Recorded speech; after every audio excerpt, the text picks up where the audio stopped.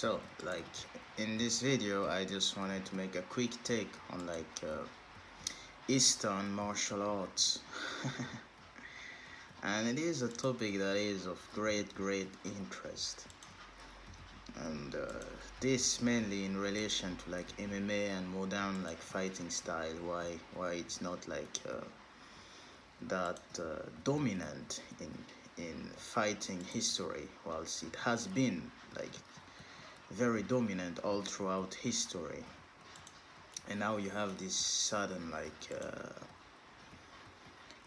shift where we're going to more basic traditional martial arts. And why the level or the quality of the Eastern martial art has dropped, and why it is not revered that much. It is seen almost like a nuisance now in modern MMA. People don't believe that much in Tai Chi. They don't believe that much in Kung Fu. They don't believe that much in karate. And many of the Eastern martial arts seems to have fallen out of the picture, and people are sticking more to traditional jiu-jitsu, boxing, kickboxing. But you still have Muay Thai, which is still revered for its great ability to call shots. But what about Kung Fu? What happened to the great art of Kung Fu? And what happened to the great art of karate? So in this video, we'll be answering those questions together. What happened to the great art of Kung Fu? And what happened to the great art of karate? And what happened to the great art of Tai Chi?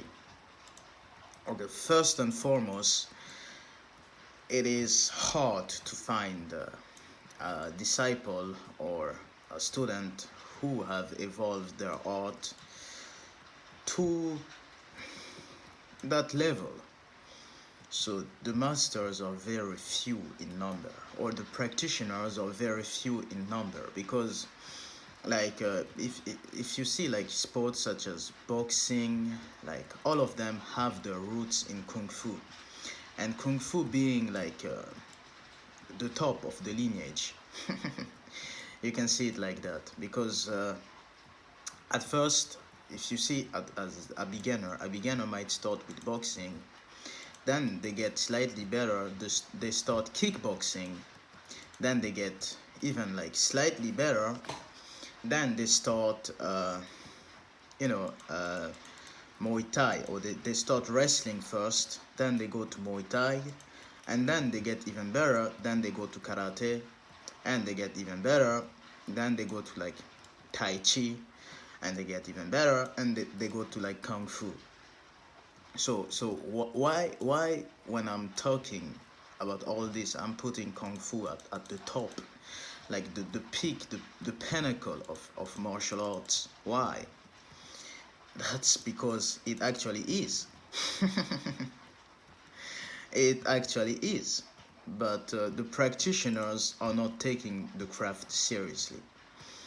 That's why you see the decline in performance, and the decline overall in ability, and how it's performing very bad and not good.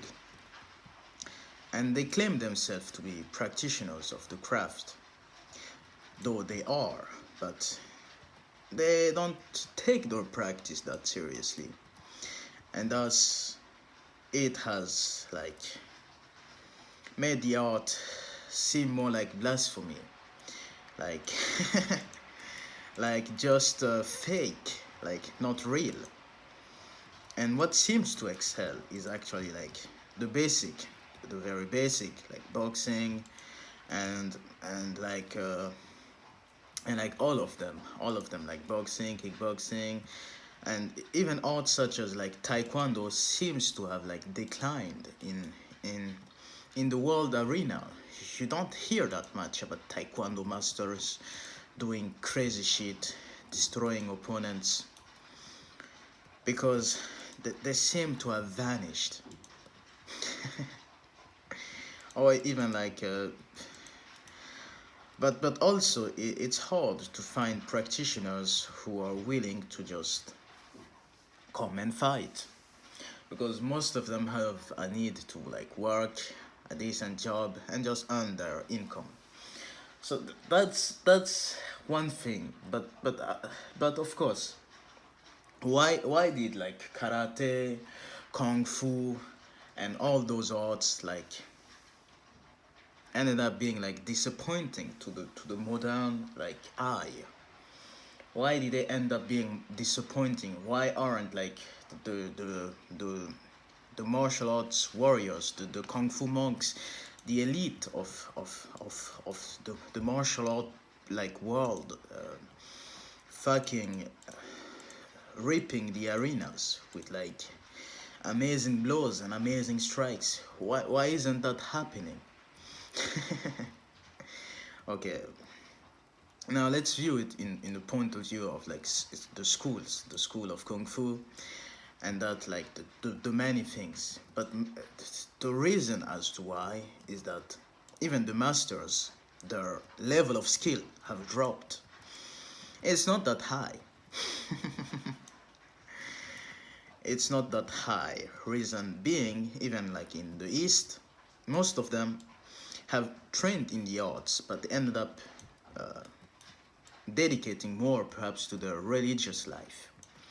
And by that I'm speaking mainly of like Buddhism and like that they didn't care that much about uh, the art of fighting, although they still practice. They don't practice with the same rigor. It has become more of just good health maintenance thing, and not really a destructive form of combat like it it was intended, like it used to be practiced in the past. So why did this decline happen? Why did this decline happen? Okay. Maybe we should study why like those arts were revered in the first place. Okay, long ago, men did not have weapons like guns and shit like that, and hand-to-hand combat, people like placed high like demands on it, like, and people will practice and develop the craft at its best and utmost, and they would perform like it. But then of course, as evolution happened, the guns were introduced, and like even a lot of those like warriors actually stopped practicing that much, because it was an art of war also, and they viewed it and said, why should I like punch kick that many hours a week when the guy who has a gun can just pull the thing out with one shot? And of course this created frustration and anger amongst the disciples and practitioners of the arts. And this was a huge conflict in the East, when like, I'm speaking mainly of the East because that's where you had like the great dojos and all that. So that created a big conflict.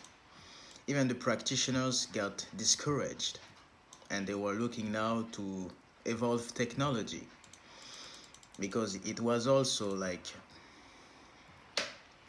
a military kind of like art, because it is martial after all. And the warriors would train and then aspired towards becoming like military generals, and very high standing like government elites. And that's kind of like how it was. And after the training, they were the best and well equipped to actually take on those jobs. But what happened when you had all of these like weapons come in, and when the sword was no longer like, you know, the the discipline of war, when the sword got out of the picture and when the guns got introduced, this of course changed everything. It changed everything because then then we had emphasis being placed on, like, you know, technology and like modern warfare, like modern styles of weapon. And it was not that much like seen as that good of an art anymore, because many of the masters were killed. Also, some were killed, not many, but many of them were killed. I think there has been like wars like that where like the practitioners fought with bare hands or with just sticks, and the others had guns, and thus resulting in the loss of great skill and knowledge. So,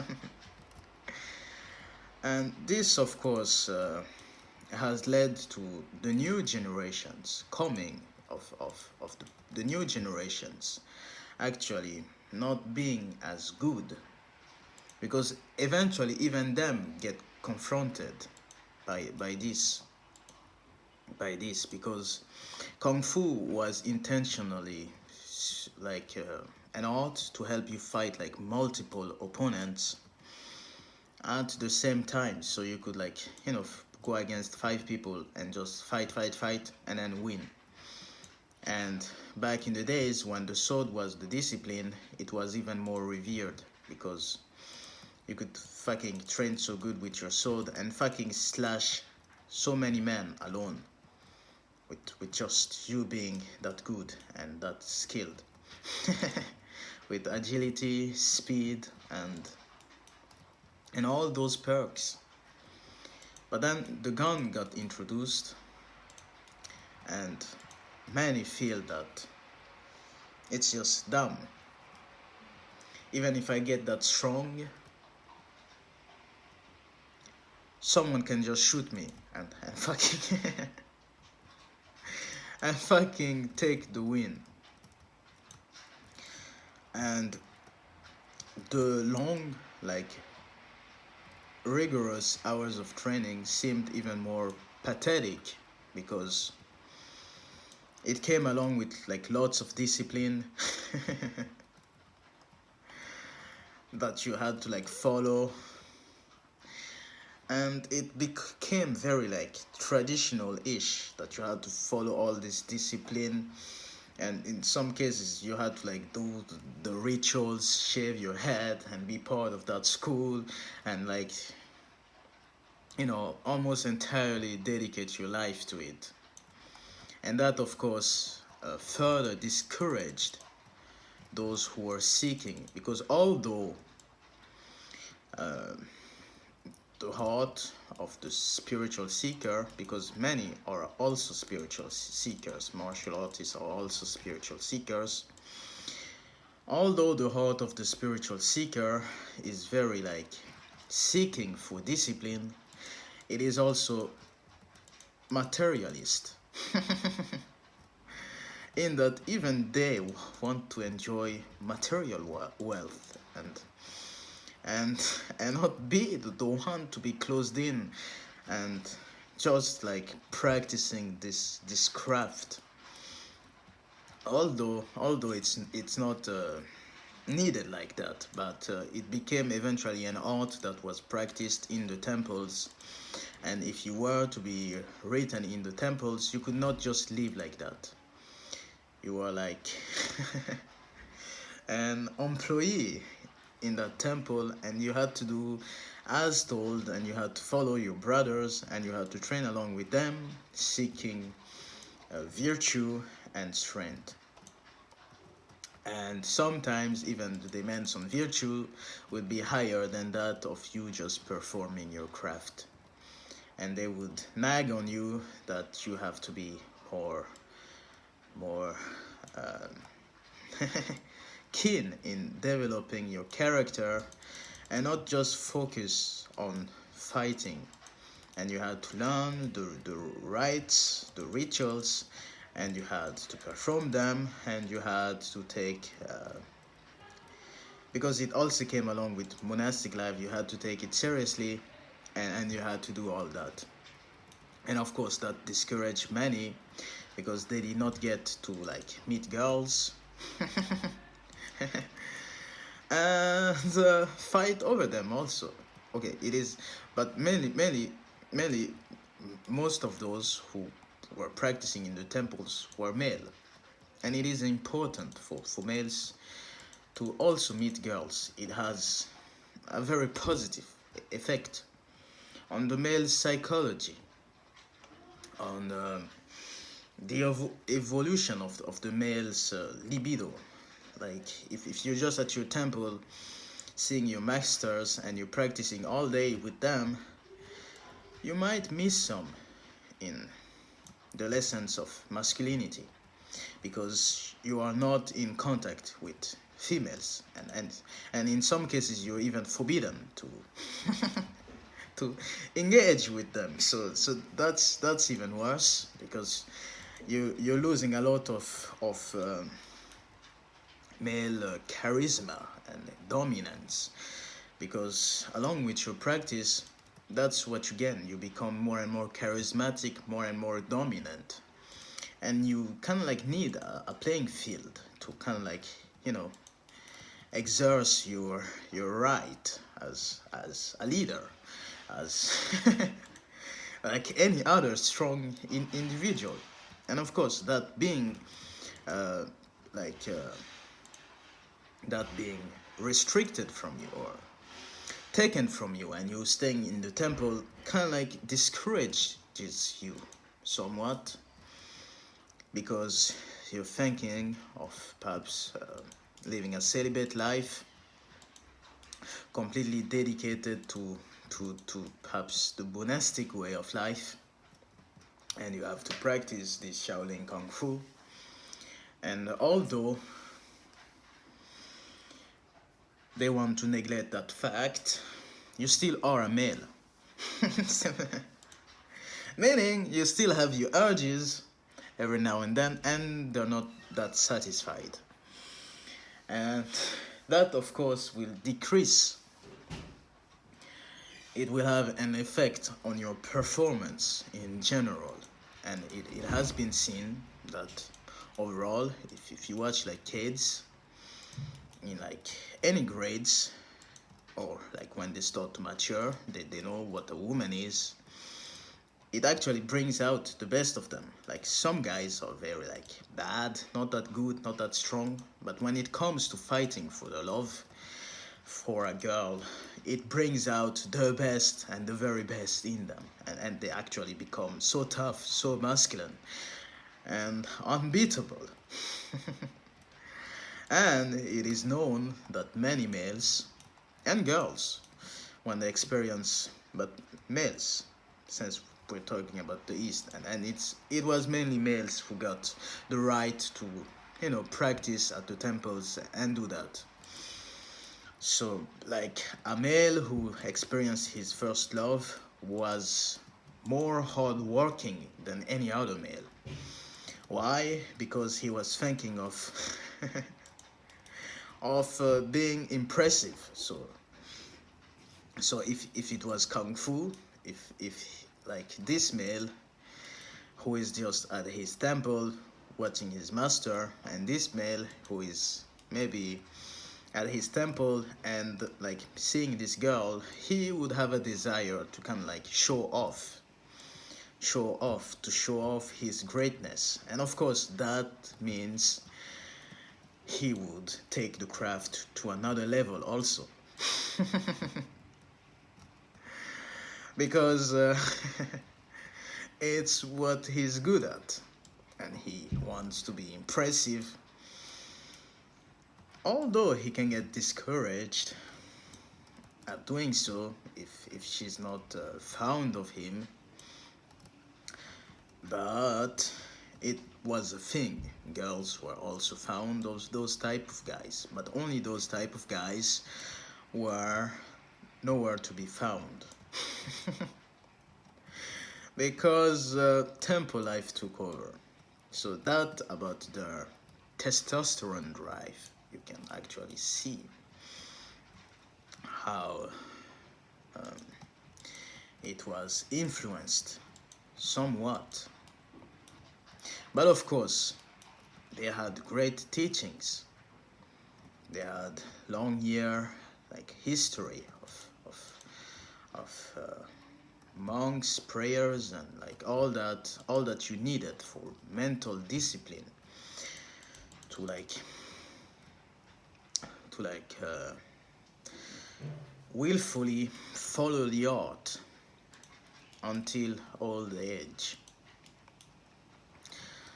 But it wasn't enough for many, and I suspect consequently that many left the temples because they actually wanted to be free and not be this celibate male who had but one goal: to raise his qigong and live a celibate life and become like a kung fu master and spiritual teacher. And of course, if you left, you were seen as perhaps not that good in the craft, because you did not get that much practice, or you can like, but that's kind of like how they viewed it. And of course, that if you leave the temple, you're not that good, and you kind of like are not that good of a great like warrior anymore. But of course, that was false, because part of warriorship has to do with understanding the females. so being around females is also an important like journey. And of course, as a result of that, another discipline was born: the free masters, who had the dojos, and they were actually like, not like the other like. But first of all, let's discuss why there was that high emphasis that the Shaolin people, or that the Kung Fu, Tai Chi people, and all those people be without a girl, or be like celibate, as it was taught in the past, that they had to dedicate their life to like being well behaved and like chaste, and like have a sexual conduct that was somewhat different than the average person. And of course, why was it like that? Mainly because of like the chi, the power that these warriors were supposed to master. And for that, they had to like practice long months of abstinence and mainly no fap, as it is known now. And combined with that, do their kung fu and study religion, and do all of that combined. And the result being reaching greater and greater spiritual heights and eventually enlightenment. And then eventually spreading Buddhism, or the world of love. So that was kind of like the map that they were supposed to follow. But then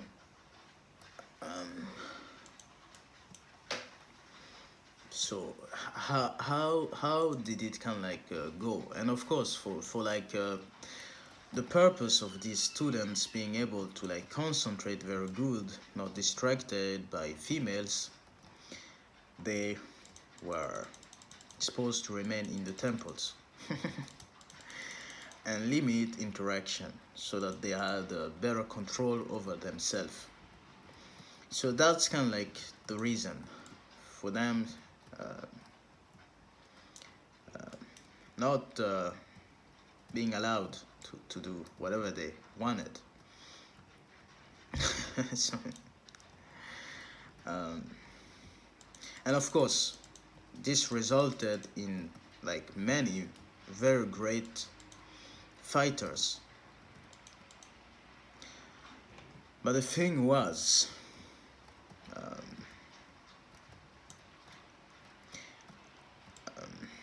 that it was more complicated than so. Like, than so. But of course, it was also kind of like hard. And there in the temples, they could be disciplined well in cases of behavior, and many things, and they had to follow their sensei.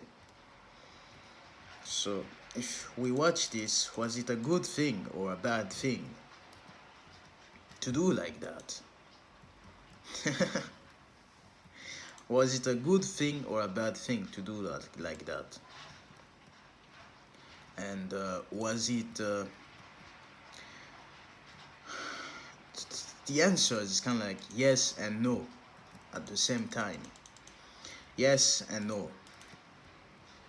But was it a good thing or a bad thing for them to commit to a life that was towards that like lifestyle? Was it a good or bad thing? The answer is also both yes and no. But perhaps the issue was even a male that was committed to that life needed contact, needed female warmth. That's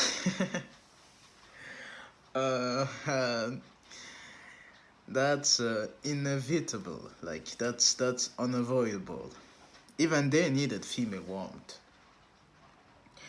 But why?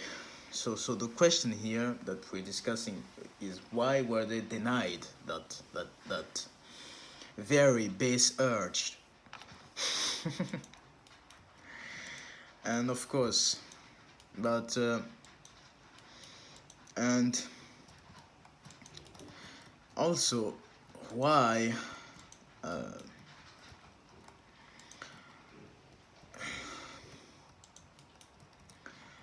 many of them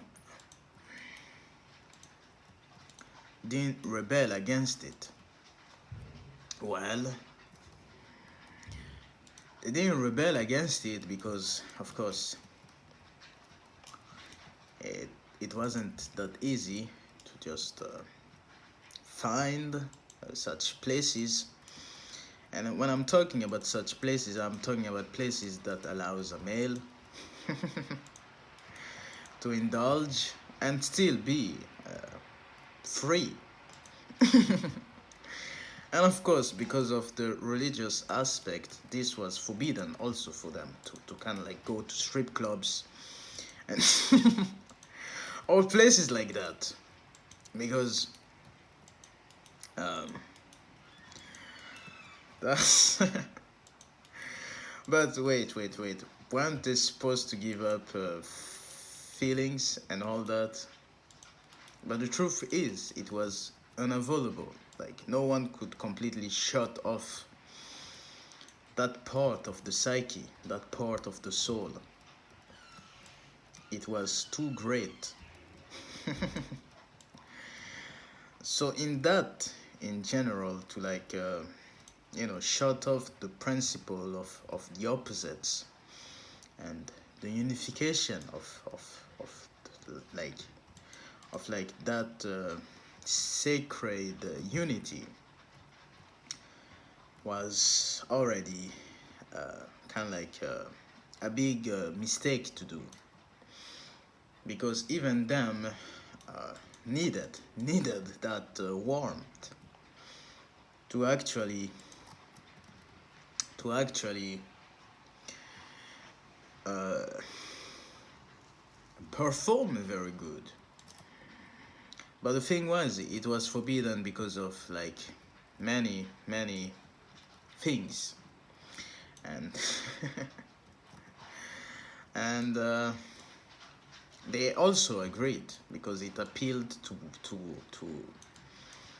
to a little bit of moral, though it was not optimal, or it isn't optimal because of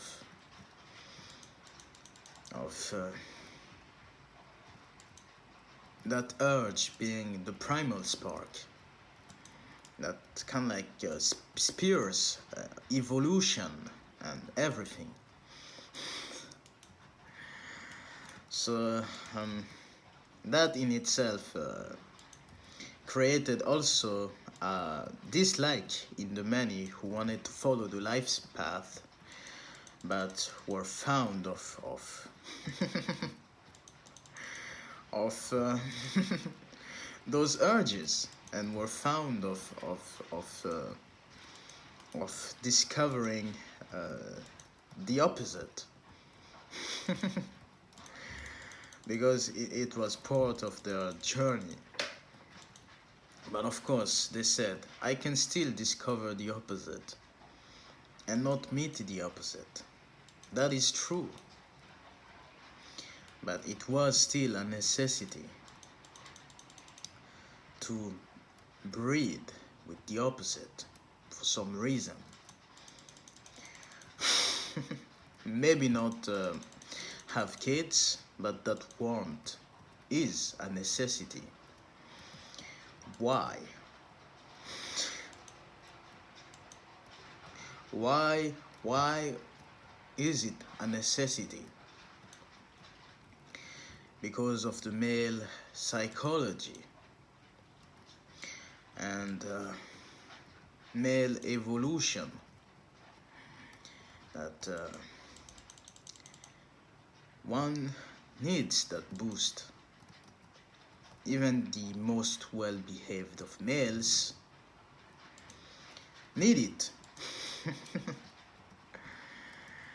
Because that was part of the motivational journey.